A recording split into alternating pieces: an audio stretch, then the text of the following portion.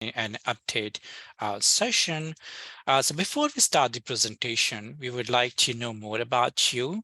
So please take a few minutes to answer some of the questions, meeting which you'll be able to launch our first poll.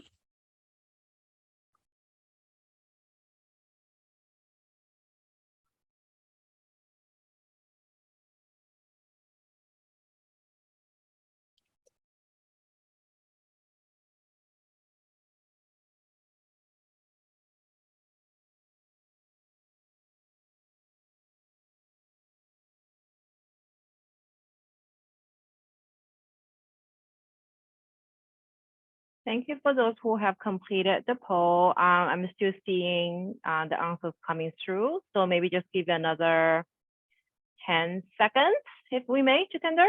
Yeah. Sounds good.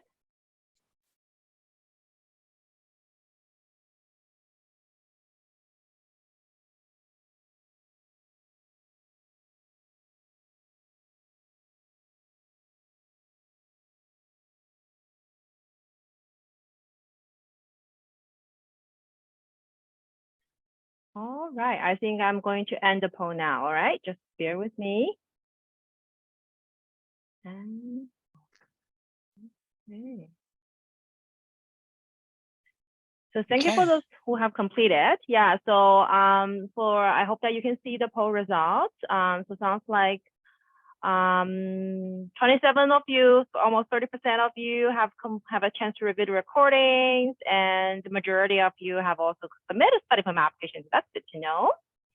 All right, so in the last questions, okay, so sounds like we have some friends, students coming from, join us from Japan, USA, India, Pakistan, Iran, Malaysia. Oh, hello, hi, can we, China, all over the place. That's great, beautiful. Okay, so that's the end of the poll, Jitender.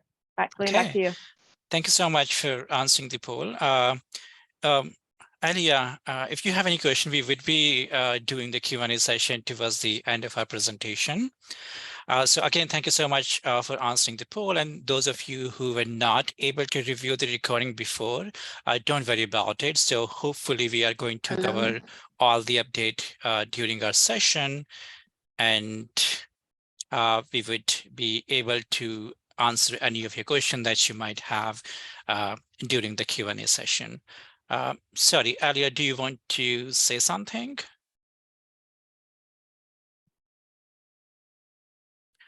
Okay, so I'm going to mute you at this time, and I'm also going to turn the video off to save the bandwidth until we come to the Q&A session. Okay, I hope you don't mind that. So,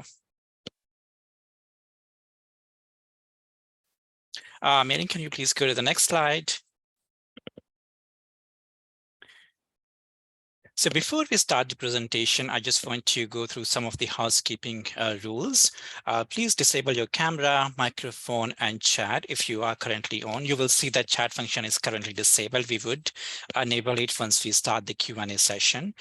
As I mentioned, I also have turned off my camera to save the bandwidth. So with that, let's just carry on with the presentation. Next slide, please. So my name is Jitender Sharma, and I am an International Student Advisor, Immigration Specialist at Simon Fraser University.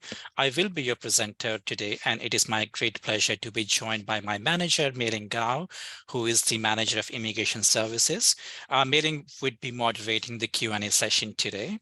I would also like to take this opportunity to congratulate you on your admission to Simon Fraser University. SFU is home to approximately 9,000 international students from 135 countries, and you are now part of this diverse and dynamic community. We are all excited to welcome you to campus in fall 2023, and hopefully you would come and say hi to us. Next slide, please.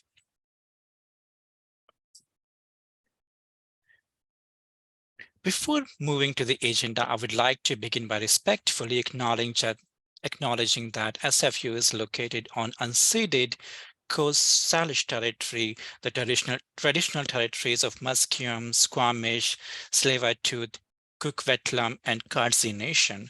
I would also like to draw your attention to the bottom part of each slide.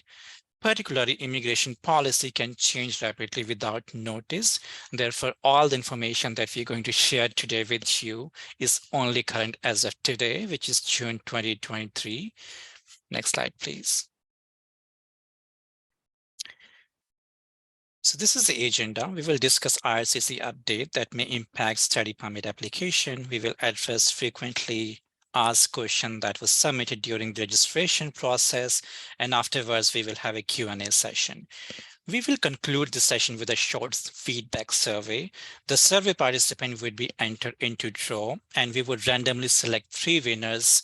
Each winner would receive a $25 book store card that they would be able to use to purchase textbooks or merchandise from the bookstore. You would be able to collect these cards once you come to SFU, and you can come and collect from our office. Please remember to enter your SFU email address if you decide to participate, which we hope that you will. Next slide, please.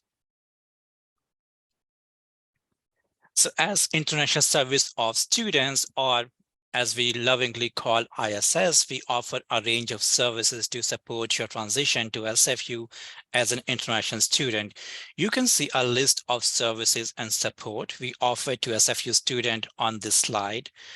As International Student Advisor, we provide non-academic advising and information about your temporary immigration status in Canada.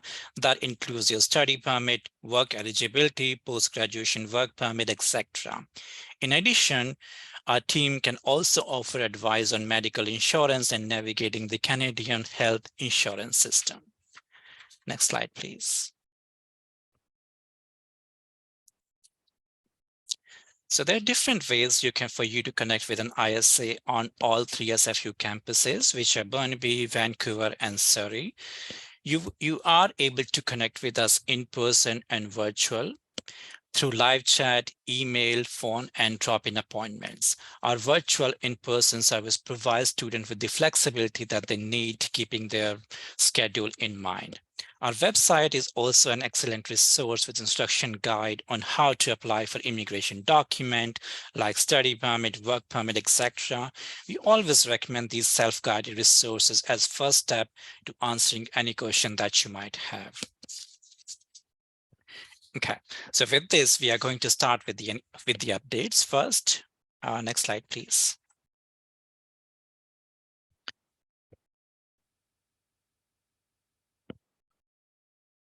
So if you are applying under student direct stream category, you would need to include language tests as a part of your study permit application.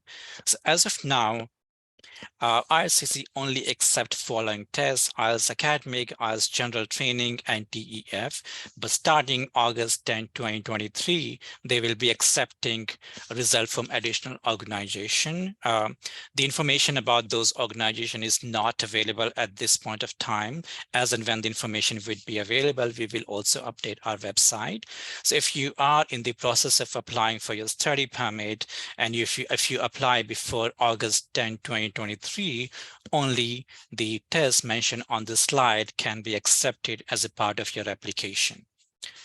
Next slide, please. So the Government of Canada also recently announced that ETA program will be extended to 13 countries as shown in the slides. For example, Philippines, Thailand, etc.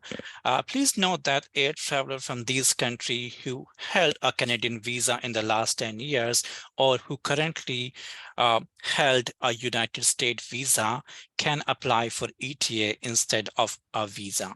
So not everyone from these countries may be eligible for ETA at this time. So please make sure that you check your eligibility in case you are from one of those countries.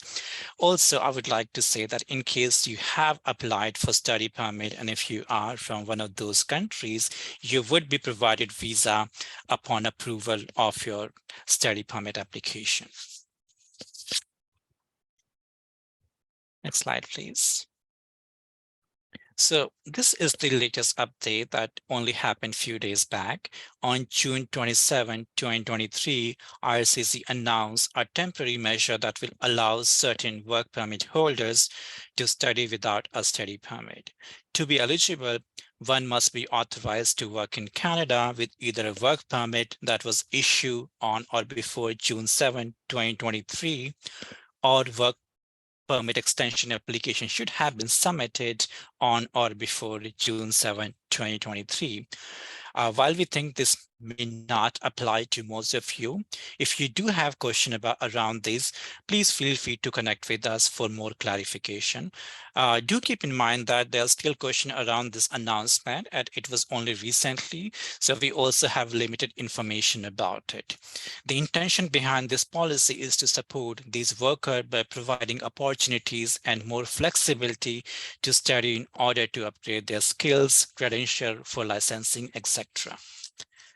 Next slide, please. So that was all about update, as we want to focus more on Q&A this time. So during the registration, we saw that a lot of you have submitted your question in advance. So we would like to answer some of the frequently submitted questions during this presentation. So one of the questions that we got was, is a conditional offer letter sufficient to apply for a study permit? Next slide, please. So to determine if a conditional offer letter is required, please refer to visa instruction specific to each country. According to our experience, unconditional offer letters are not required in most countries. However, we do understand that some countries require unconditional offer letter with their study permit application, which may delay the application process, especially if you have to provide transcript or language score in order to get the unconditional offer letter. So in that case, we would recommend that you proceed with a conditional offer letter and include a letter explaining how you would meet the condition of your offer letter.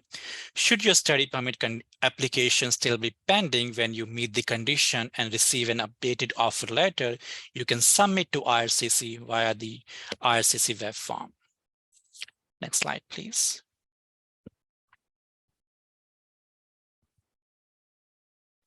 So next question was that I'm not required to submit a study plan, letter of intent with my online application. Should I still include it? Would a study plan strengthen my study permit application? Next slide, please.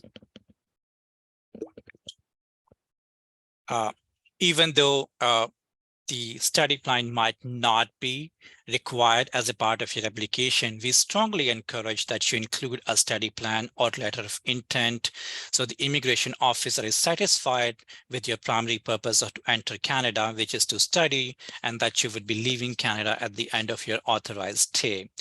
Through this letter, you would like to explain why you wish to study in Canada in the program for which you have been accepted. You may include things such as quality of life in Canada, the high standard of education system, the benefits of being immersed in multicultural society. What is your overall education goal? Why are you pursuing your education in Canada versus a similar program in your home country, which may be more reasonable? You may also want to explain how studying at SFU can help you academically, how it will build your career and grow as a person. Solid comparison between Canada and your home country may strengthen your application. You may also want to state the advantage of obtaining a degree in Canada and how that can open more opportunities for you in your home country. It is also important to note that study permit application is temporary resident application, which basically means you are expected to demonstrate that your ties to home country and that you have good reason to return after you complete your program in Canada. You may talk about your family, assets, and properties or a job offer upon return. Some international students may be considering working or immigrating to Canada upon completing their program.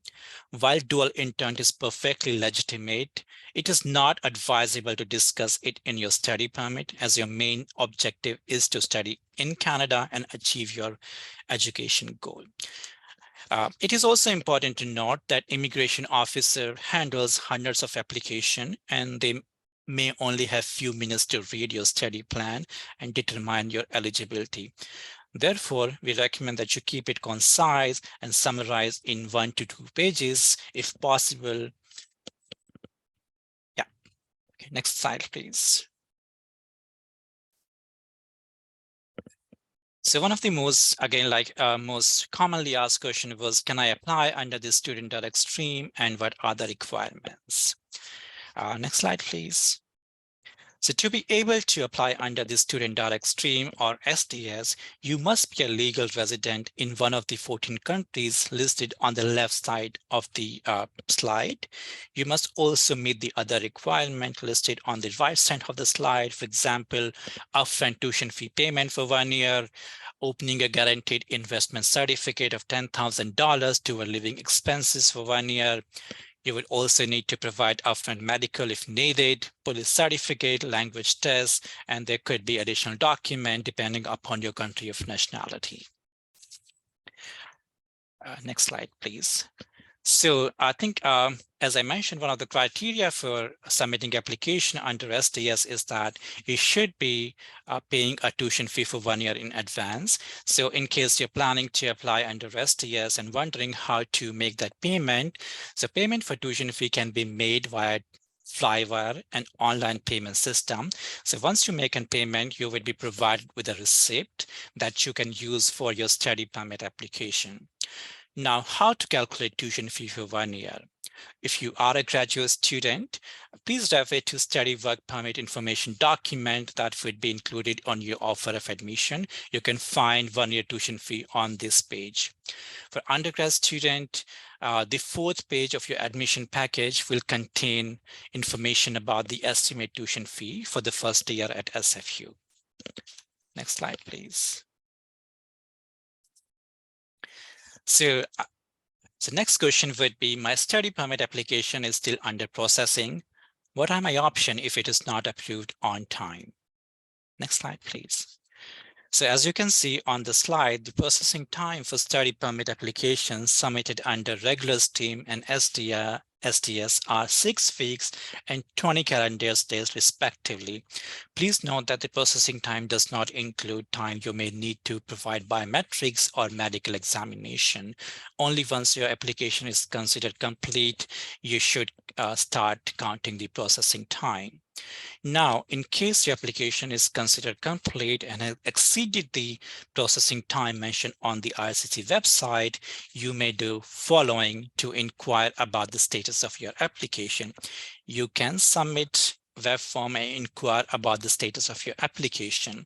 When you submit the web form, we would also recommend that you include a letter of explanation stating why delay in the application could impact your study plans. So that might help visa officer to determine the urgency of your application. In the unfortunate case your study permit is not approved in time for fall 2023 intake, you may consider deferring your program to the next available intake. The process to defer would be different for graduate and undergrad students. For undergrad student, the deadline to defer will start 1st of July, and you can submit your request until the end of August 15. Graduate students should contact the department directly for deferment request. Some of you might also be wondering, would it be possible to start program late in case you receive your study permit 1 week after the start of classes? So yeah, that could be a possibility. For undergrad student, we do not recommend missing more than 2 weeks of classes, as it could be very difficult to catch up with all the content that has already been covered in 2 weeks.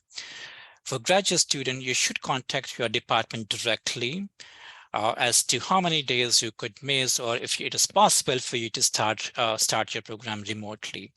Now, please do remember that in case you do decide to start your program late, it does come with certain risks. Study permit approval is not guaranteed. In the event of refusal, you must consider the add and drop deadlines if you choose this option after getting an approval. Next slide, please. So this is the last question that we are going to cover as a part of the presentation, and then we would be able to proceed to live Q&A. Would my study permit allow me to work on and off campus? Next slide, please.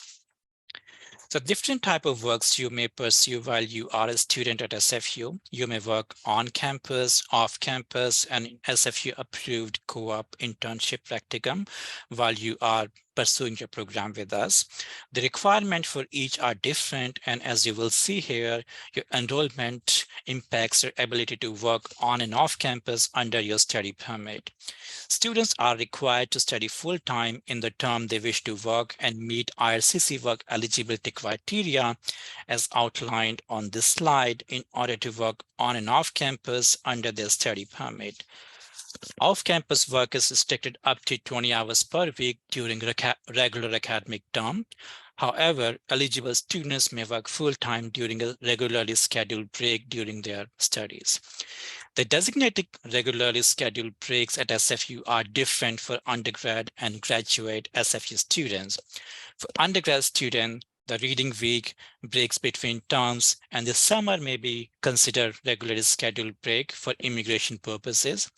For graduate students, the reading week breaks between terms are considered regularly scheduled break for immigration purposes. In order to be eligible to work full-time during a regular scheduled break, student must hold full-time enrollment in the academic term before and following the break. If students are pursuing an SFU required and approved co-op, internship, or practicum, then this is a different type of work which would be performed under a co-op work permit.